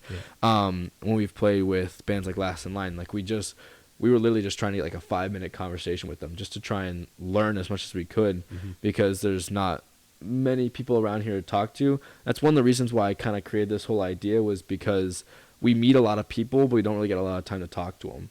Like obviously we've seen you at shows and stuff like that, but it's not like we really ever had a time to like sit down and talk and learn and share our knowledge with each other. Mainly your knowledge to mine, because I don't have much. But yeah, that's one of the main reasons I made this, was just to kind of like connect with people more and try and learn more, because again, as I said earlier, we're doing all of this just for the first time and trying to figure things out. So I'm trying to connect with people just to learn more, to be able to help out with this. But yeah, that's kind of like the whole thing with this is there's not many people to talk to. So I'm trying to find people that I can talk to help out with this kind of stuff. So obviously outside of music, you do cooking, which is, super cool. Passions, cooking. This one I haven't asked is, what's your favorite band or music genre? My favorite band is Motley Crue. Yep. Rock and roll is probably my favorite genre. But over the last couple of years, 2 years or so, I've gotten really into the country folk thing. Which I would have never seen coming, but it just kind of stumbled upon some great artists and started following them, and that influenced my writing. It was definitely started with the rock and roll thing. No, I mean, I don't know if you've heard this story, but our name, Theater of Malum, is from the Motley Crue album Theater of Pain. I think you guys did tell me that. Because I love that album. I think the production on that album is like one of the best produced albums of all time. Especially the drums, which obviously I love. But we got the theater out from that, and then we just started looking up words until we found Malum. But that's how that came about. And I think a big thing with music genres, and what I've learned from like my other musician friends, is what you play and what you listen to do not have to be the same thing at all. No, I mean, I like playing more of like heavier stuff, but I love listening to lighter stuff. Like Def Leppard is my jam. I love listening to Def Leppard. Like those like super high harmonies and stuff like that. I'll just blast that because it's super good music. I love but I mean, I also love heavier like 90s and 80s rock. Obviously, Metallica is like one of my biggest influences, one of my favorite artists. But at the same time, even though I love playing heavier stuff on drums, I love listening to like super simple Def Leppard, even though it's literally just, 1, 2, 3, 4 for like every song. Same thing with like AC/DC. But I think it definitely really, really ranges based on what you listen to. I mean, I think I definitely through middle school listened to like everything. I was listening to rap and I was listening to pop music. So what I listened to I think most of my childhood was like pop music. And then I started listening, because of the band, I started listening to like entry level rock, like Animal I Have Become. It's a super like entry level rock song, or some like Linkin Park, like super entry level stuff. And from that, I kind of just got immersed into all of the rock and all of the culture and stuff like that, and I've kind of settled on that. But yeah, I think definitely changes a lot. Seeing how you're a super organized person, I think you might have an answer for this question. Is do you have like set goals for like the next year, 5 years, 10 years? Is that something that you plan out, or are you still just kind of going with the flow? I don't think I'm very specific on like the increments of years and where I want to be, but I definitely have goals that I want to do. Obviously, of course, I hope to still be doing this. But I definitely would like to see myself traveling more in terms of music, touring. I would like to see an opportunity to play farther than New England. Do you ever see yourself like moving somewhere else to play music? I mean, I've thought about it. If an opportunity presents itself, I wouldn't turn it down. I don't know. Cause I feel like a lot of people might be like too scared to do that. Like there's a lot of times where big, opportunities really might arise, and I mean, it's even something that we've almost run into with like Darren, because Darren's a super good frontman. He's had opportunities from other bands and other places and stuff like that, and thankfully he's kind of turned them down to stay with us. Yeah. But I think that's definitely something that can be like a lot more difficult than said, like, oh, you have this big opportunity to go here. And, I feel like most people will be like, oh, yeah, why wouldn't you take that? Yeah, but yeah. it's a lot more than that, Mm-hmm. It's, you have family, you have friends, you have your other bands and stuff like It's that. definitely true when people say it's harder to do it as you get older because you have more responsibilities. Yeah. So if that's something you're interested in doing, it's probably easier to get out, a little younger. Yeah. I've been to Nashville a few times. That's Yeah. definitely I was thinking about that, yeah. yeah. As a writer, it's a very inspiring place to be. Yeah. I love going down there. I don't know if it's a place I could ever live full time, but who knows? Yeah. Yeah. Yeah, no, I think it's super interesting. I don't think there's many places nowadays that are really rock oriented. Like, I know Nashville is like I think it's mostly country. Yeah. I know Darren's been there once, and he was saying, it was insane. You walk down, like the main area, Yeah. and just every single bar, there's a different band playing, and there's Yeah. different genres of music, and he's like, it's surreal. You have to be there to figure it out. Yeah, it's. I know exactly what he's saying. You Yeah. have to see it with your own eyes To It's- believe it. Yeah. I mean, LA is probably little everything. Pop is really heavy in LA, but Yeah. rock and roll is definitely Yeah. crucial there too. Yeah, I'd say probably the closest place around here where you can kind of experience that would be Boston. Yeah. But I don't know how much it's like. I know my sister lives out in Boston. I think it's mostly smaller places with like, acoustic duos and singles and stuff like Yeah. that. I think that's what Boston is a weird. yeah. Boston's a weird. I've played Boston a handful of times, but Yeah. it's a weird circuit to get into. Yeah. Yeah, I feel There's like some it's great clubs and great bands Yeah. out of that area, but it's kind of its own niche. Boston is Hard to break into. inherently it is a weird city. Out of like all the cities, it's not very like most cities are like I guess very grid style, and there's different sections, whereas Boston's just all over the place. Yeah. I've only been there a handful of times, but yeah, it's a confusing place to be in. You'll go from one street, there's just colleges, to the next street. There's just like houses to the next street. There's restaurants and bars and stuff like that. Yeah. It's definitely all over the place.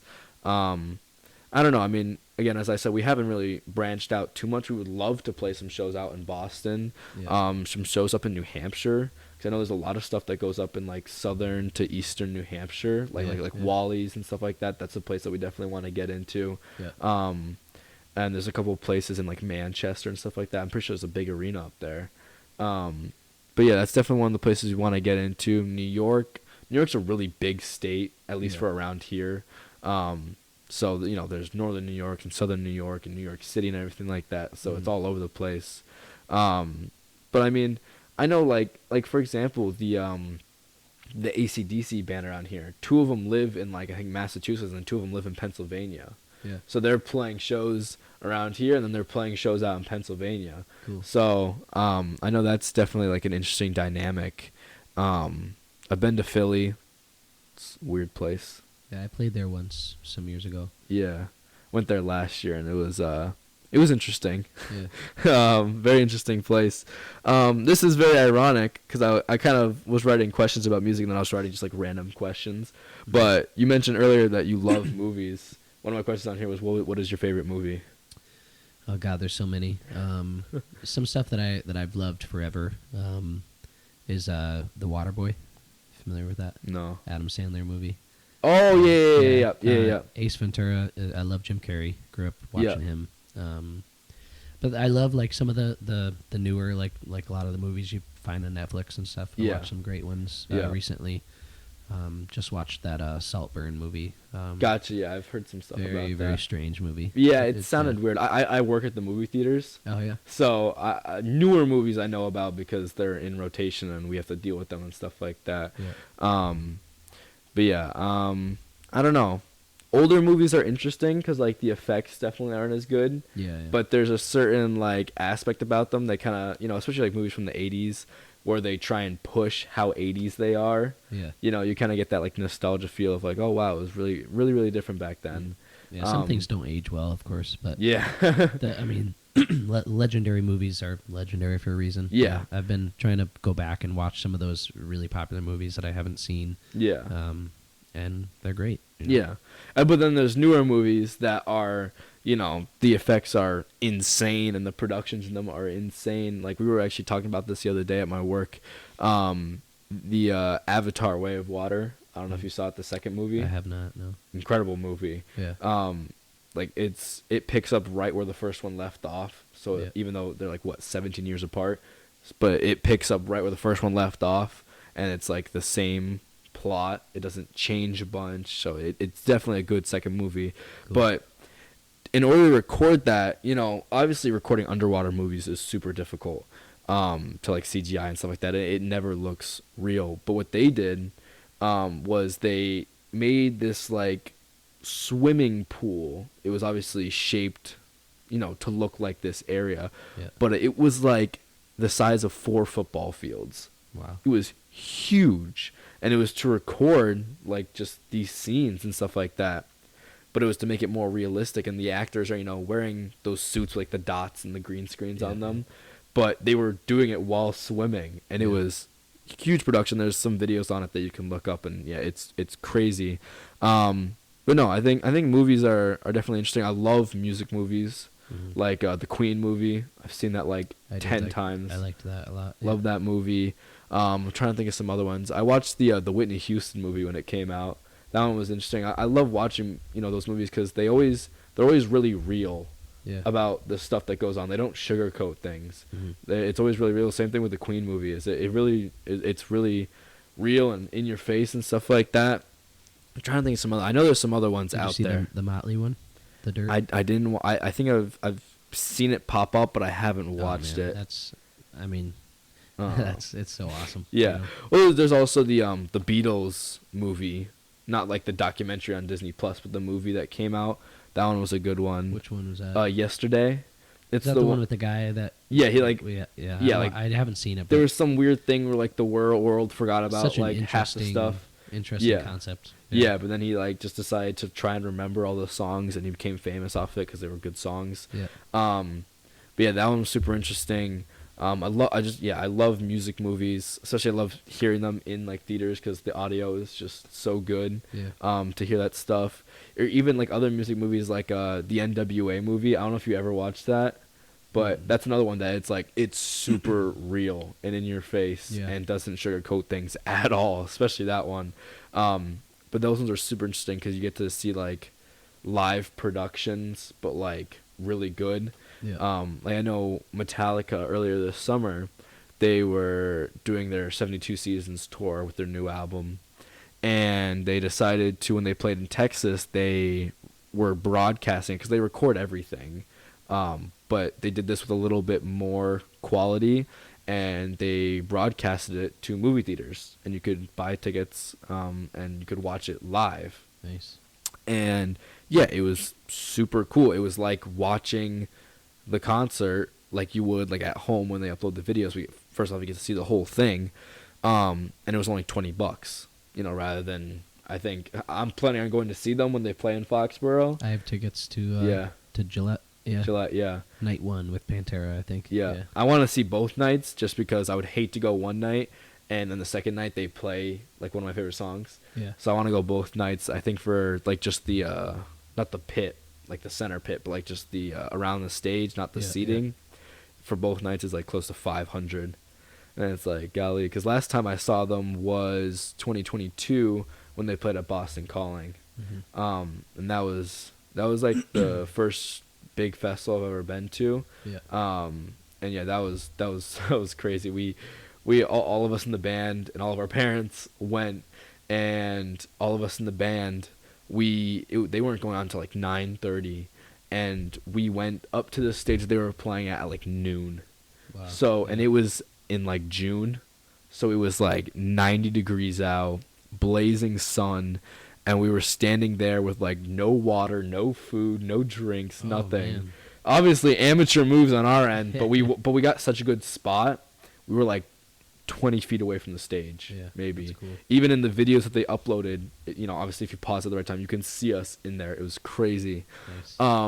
But yeah, definitely by the time they went on, I was in pain. My stomach was like all like wrenched up, and I don't know if that was from dehydration or not eating or what. But I remember I had to go over to like the little center area where security is and get like water, Yeah. because that was bad. But yeah, no, I mean, seeing them live versus hearing the recordings is just insane. Because like the way the drums sound, the way the guitars sound, everything like that, it's completely different than how I've never it sounds. seen them, but I'm pumped. I can't wait. Yeah, yeah, no, and seeing Pantera too is gonna be crazy. I can't remember who the other Mammoth. Yeah. Yeah. He's the other opener. Yeah, no, that one's gonna be super good. I wasn't on some of them. It was 9 Inch Nails, I think. Yeah, They different opened for them. openers for. I don't know Yeah. if 9 Inch Nails is on this tour that they're doing, but Yeah, I think night 2 is Five Finger Death Punch. And Gotcha, Ice yeah. Nine Kills. yeah. I know I've seen them on their thing. Speaking of Metallica, actually, the marching band at my school recently did the Metallica competition for the I saw marching. that, yeah. Yeah. Unfortunately, the results came out and we didn't win anything, but that was a super cool experience. And it was super awesome for us because I got to go on and do interviews on radio. I went on Rock 102 with my band director, and we were promoting that, but we were also promoting our band. Yeah. We got to go on Mass Appeal and go on there and do an interview. Me and Darren did one. That's what I saw. Yeah. I yeah. saw that. Yeah. Because the band director went on, so they were like, "Oh, do you guys want to come on?" We're like, "Heck yeah!" Yeah. So we went on, and that was super cool. We were on 22 News. There was a lot of publicity behind it, so that was super cool for us, and super cool for us to play because it's like we've all been in band at one point or another. Eli and Darren are no longer in it, but me and Ian have been in it since 4th grade, and we've played some field shows that were like, oh, this is just bad. Like last year we played a Pirates of the Caribbean show, and after about 2 shows it was like, this is just boring. Yeah, that was like I mentioned, I did the percussion thing for the school band. Yeah. But I got right out right before the marching band stuff because I Gotcha. I wasn't Yeah, into yeah. that, so Yeah, no, it's definitely a lot of work. Definitely a lot of work. As far as like band camp, that's like a 40 to 60 hour week of just rehearsals. Jeez. And then like oh my god, the parades suck. Like the parade for what's it called, St. Patrick's Day, that's like 3.5 miles of marching. Wow. Which like running that or walking that is one thing, but then carrying a 40-pound drum and playing and starting and stopping. Oh yeah, especially those uniforms that are like suffocating you and you're hot and it's stuff not like like you that. can just take. I mean, let me know if I'm wrong, but you can't like just take a break and no, you're going the whole time. especially the drums. Yeah. Wind instruments, they have plenty of breaks because most of the time is just spent with the drums playing the cadence. Yeah. And then occasionally you'll start the songs when there's a good amount of people and you'll play, but most of it is just us always playing. There's never a time where I'm not playing, because even if we're in an area where there's no people, I still have to play the click. I still have to play the left, so that everyone can march in time. So there's literally no time to stop. I mean, even like if you want to drink water, you have to like keep playing with your right hand and then just drink the water simultaneously. It sucks. But no, we did the Metallica thing that year. That's what that drum set over there is. Cool. I rebuilt that over the summer to be a Lars replica from awesome. the 80s. Yeah. That was a super cool endeavor. I don't know if you've ever done like built a guitar or done like any cool like modifications or stuff like that. Not super crazy stuff. Yeah. But no, that's sweet. Yeah. Yeah, it was. I got it as a buddy of mine who works at Guitar Center. I was asking him like, where do I get these like big drums from like the 80s and 90s? I was watching, I think the thing that inspired I was watching a video of Ozzy playing in 92, and his drummer had like a 16-inch rack tom. And he just had these huge drums, and I'm like, they don't, because all the drums nowadays are all like micro drums, because they've found a way to make them sound big but being small. Now they're compact and easy and they don't take up as much space. Yeah, but they don't look as cool. You know what I mean? So I was asking him like, where do I get these big drums? He's like, well, I got a drum set from the 90s that I don't have the time to restore, because when I got it, it had wraps on it, Okay. and they were supposed to be white, but they were like all yellowed and cracked and discolored, Yeah. and the hardware was all rusted. It was chrome hardware originally, and it was all rusted and had the green and brown all over it, and no heads or anything. So because I was going to fix it up at some point, but I really didn't have any plans for it. But once they announced this Metallica thing back in like March of 2023, and I was like, that is like the exact same setup that he had: the 4 rack toms, 2 floor toms, 2 bass drums. Yeah. It's the same setup. So I went to my band director. I'm like, I could have a replica kit for this, because he wanted our band to play in it because we go to the school and stuff like that. Yeah. And it'd be a cool addition. And we play Metallica in our sets and stuff like that. So yeah, it was super cool. And we eventually started learning the music, and I started building this. And we eventually got it to where the drums and all the amps and speakers went on a trailer that we bought, and the trailer got pulled out, and I was on the trailer, and then all the guys would just like run around and stuff like that. That's awesome. Yeah. But yeah, so that was something completely new and different that we did. And unfortunately, with it being a Friday night thing for football games, a lot of the times we had shows the next day that we had to go to. So we'd be doing this, and it goes to like 11 o'clock at night by the time you get home. Yeah. And then you have to wake up the next morning for another show. Like the Last in Line show we did was the day after one of those. And that's, you go to school for the whole day, then you got to go home, and you got to pack everything up, get everything ready, get it down there, set everything up, and that's obviously not a small kit to set up. Yeah. It was a whole process. But yeah, you said that you kind of got out of it by then, which I don't blame you. A lot of people did. A lot of people, when they go into high school, they get out of it. I made the right move. Yeah. Yeah, no, it's a lot of work. You don't have time for, like, I wanted to do sports, but I would have had no time to do that with the personal band and marching band. There would have been no time for it, and I cared way more about, our band than I did about sports. Even though sports would have been fun, it would have been a cool experience. Because I grew up doing like soccer, and I was on the swim team for a while. I did basketball for a little bit. I don't know if you've done any sports. I played basketball for a few years. Yeah. And then the music thing just took more focus. Yeah. Yeah. Yeah. In some sense, it's like especially in high school, sports take up so much time. It's literally practice like every single day. Yeah, I was just trying to get there and do my work and get out so I could go gig. And yeah. Oh, yeah, the amount of times that, like for example, last year we played with the Iron Maidens, and it was on a Thursday, which is a weird day to have a show, but it was the day it was. And we actually all had to leave school early, which was like the coolest thing ever. We're all like, we get excused from school so we can go play a show.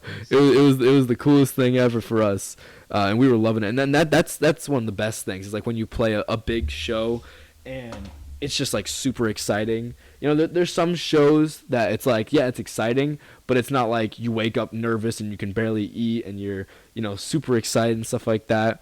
And this was one of those shows where we were just super excited and recording everything. We're like, this is just so cool. Biggest audience we've ever played for. It was like 500 people. Nice. Which is the biggest audience we've ever played for by far. I remember like there was a lot of people that were outside, so when Bob, who was running that show, was talking to the audience, a lot of people came in. So from the audience that we saw versus the audience that we saw when we went on stage, there was like an extra 200 people. Yeah. So we were like, we all got on stage, and like all of us were like looking around like, holy crap, there's so many people. Yeah. But yeah, no, we got excused from school that day because we had to be there at like 2, which we got out of school at 2. So we all got out of school early, got to go home, pack up our stuff, go to the venue, and yeah, it was just a super stellar day. But awesome. Yeah, there's a lot of times that like me and Darren were in the same English class, and we were both just sleeping through the whole class today because it's just like, oh my god, especially after 12 years of school, it's like, oh, it just drags on and on and on and on. Like I know in the UK, I think after I think once you get to high school, you have the option to continue school or just start working. Yeah. Wow. Because Ian works for a company. It's like a circuit board company, and they're a UK-based company, and they're like, so he can only work during the summer, obviously, because he has school. They're like, why are you still in school? Do you plan to go to college? And he's like, well, yeah, but I still have a couple more years of high school. And they're like, they were so confused by it, because to them, you either go to school, college, whatever, when you're like 16, or you just start working. Yeah. So for them, it was super confusing. Kind of wish we had that option here, because I feel like there's a lot of people that just go into trades naturally and don't really care much about school, and then get forced through like 4 years of high school that they don't really care about. Yeah, I mean, Kinda it all like you. depends on what you're trying to do. Yeah. With your life, I think I found out pretty early that I was really dedicated to music. Yeah. And, I think just seeing the high school thing through was important to me and my family. So I did do that, but Yeah. I mean, there was an opportunity to call it quits. Yeah. I don't think I would ever consider dropping out, just because like at least having a degree is like a good, backup plan, I guess. Yeah, I mean, It's just always good to have. But no, 'cause I know there's a lot of guys that like a lot of people that go into trades and stuff like that, and it's like they only go to school for like 2 classes and then they go to their trade school. Yeah. So it's like, what's the point of them even going to school? You know what I mean? Mhm. I feel like they should just have the option just to go straight into trade school and just pursue what they like to do. I feel like I considered college for a while. I wanted to go to college for a while for a bunch of different things. Obviously, as a kid, you always change your mind on what you want to do and stuff like that. Yeah. But eventually, for me, I was just like, especially after my sister went to college and spent a lot of money, I was like, I don't want to get into debt. I don't want to get into student debt over something that I really don't care about, or I'm not really that passionate about. So many people that are just have so much student loans, and Yeah. a lot of them aren't even doing what they went to school for. Exactly. So Yeah. I didn't want to put myself in that position. Yeah, no. I was kind of talking earlier about like experience-based stuff. The guy that recorded our album for us, his name's Jake Subin. He did. I did a record with him. Yeah. Yeah. Yeah. Super cool You're guy. doing it at Ghost It? Yeah. Okay. Yeah. I did my 2 first EPs there. At the one in Holyoke or the one in West Springfield? Both. Both. Yep. Gotcha. Yeah, I started my first one at Holyoke, and that was right when he was Andrew, the owner, was moving. Yeah. So I recorded at both spots. Yeah, super cool guy. We initially got in there because we played a fundraiser for the Boys and Girls Club, and they gave us 1 day free. Nice. And so that's how we got in there. And then we heard the product of the first song, and we're like, oh my god, this is so much better than the place we recorded at previously. Yeah. So we just we had like 2 songs recorded at the old place, and so we just re-recorded them here and recorded the rest of the album, because it blew us away. But yeah, in some of the downtime in the studio, I was talking with him, and the way he didn't go to school for recording, he told me that he just he went down to his local studio, I think. He's a drummer too, right? Yeah, he's a drummer. Yeah, he was in a bunch of bands when he was a kid, which is like a huge thing for us, because like he doesn't treat us like kids at all. Yeah. He treats us like professionals, like musicians, which is something that we love, because we love working with him. We don't feel like we're inferior to him at all, or that he's bossing us around. He's working with us. He's helping us, and he pushes us a lot. Yeah. And super great guy. I enjoyed working with him. Yeah. Yeah, he was saying that he just went down to his local studio, whatever. He was like, "Hey, I want to learn." So he just sat next to the guy and watched and learned how to do it. And as they got, newer equipment, he would take the old equipment, and he slowly started building his own recording area, and that's how he got into it. And it's just grown from there. But yeah, I mean, that's the thing, is like, I feel like you gain way more out of just hands-on getting your experience than sitting in a classroom and learning how to do it. Like, 'cause you can go to school for recording, but I mean, I feel like it's so much more worth it just to go to the studio and learn hands-on. Yeah, 100%. I mean, people learn different ways. Oh yeah, 100%, no, definitely.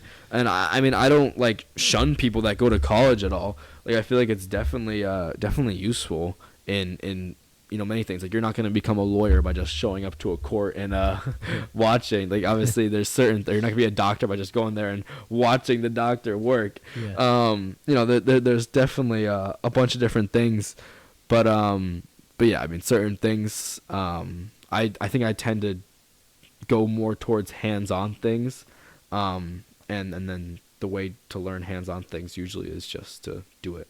Yep. One of my last questions here, and I think this one's definitely going to be an important one for you, is how you balance your work life and your personal life, and if there even is a difference. Yeah, I mean, there isn't really much of a difference, I don't think. I wake up and try to figure out what the plan for the day is and what the job for the day is, and my life just is just totally absorbed by my job and music, and I don't see it as a job at all, but Yeah. that's just how we talk. Yeah, I don't think there is a difference. I do try to give time to the things that aren't music. Yeah. It is very hard because being a musician and being in something that takes a lot of time, there's a lot of sacrifice that comes with that. You know, a lot of sacrifices have to be made, and sometimes that takes a toll on your lifestyle. And 100%. Yeah. Yeah. But I know there's some guys that are like hardcore, like, I need absolute separation. Yeah. I don't know how to turn it off like that. Yeah. Yeah. Yeah, no, I don't. I'm not like. I think my dad's definitely like that because he owns his own business. He will work, and then he shuts off work, shuts off his email, whatever. Yeah. And he just goes and does his own personal stuff for the rest of the day. But for me, I'm, when I'm in school, I'm messaging people, I'm reaching out to people, I'm responding to people. When I get home from school, I'm messaging. When I'm at the gym, I'm messaging people.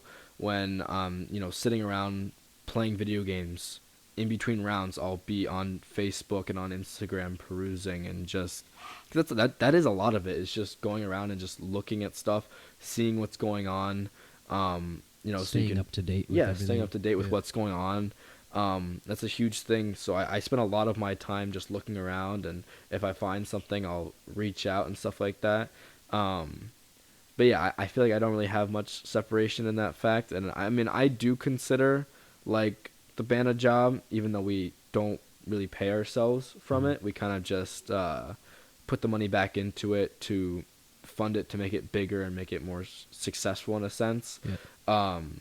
Which is why we all kind of like have part-time jobs, is so that we can balance that. Yeah. But even when I'm at work, when I'm on my break, I'll make a phone call or I'll be texting people, just because I feel like it's what you have to do. Mm-hmm. And if you slack on it, you're not gonna like. There's certain things 100%, like with certain professions where it's like a 9 to 5, and when you go home, you're done. Yeah. And you don't have to worry about it anymore. But when it comes to something like this, where it's more, there's no off time. Yeah.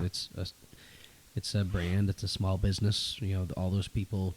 You work for yourself too. Like, Yeah. I don't have a boss. Yeah. So if I don't, which can be a good thing and it can be a bad thing sometimes. Yeah. Like if I don't work and chase work, and by work I mean gigs and shows and stuff that pays, I'm not going to be able to pay my bills. So I have to really be dedicated to that. Yeah, which I feel like that might be a bit easier to manage, because you actually need the money to pay your bills and stuff like that. Yeah. Whereas with us, we don't have really that many responsibilities right now, other than, like I said earlier, like paying for our gas and maybe saving up for college or an apartment or something like that.